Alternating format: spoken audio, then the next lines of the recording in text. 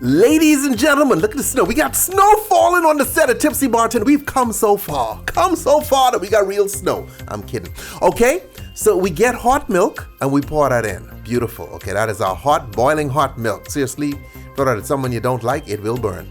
All right. Oh, wait, I shouldn't be saying that. Come behind now with some white hot chocolate mix. Okay, if you don't have white hot chocolate, you only got the brown hot chocolate, you could still use that. The color's not gonna be right, but it'll still work. Okay, then we get some peppermint schnapps. Notice the pronunciation, schnapps. Okay, get the N and then the sh. Okay, schnapps.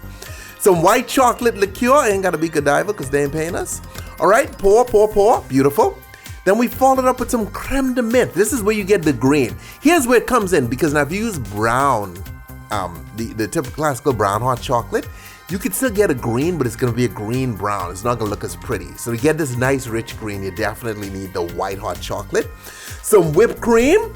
Okay, and then we come in behind up with some sprinkles. No, candy cane first. All right, candy cane. Santa loves his candies.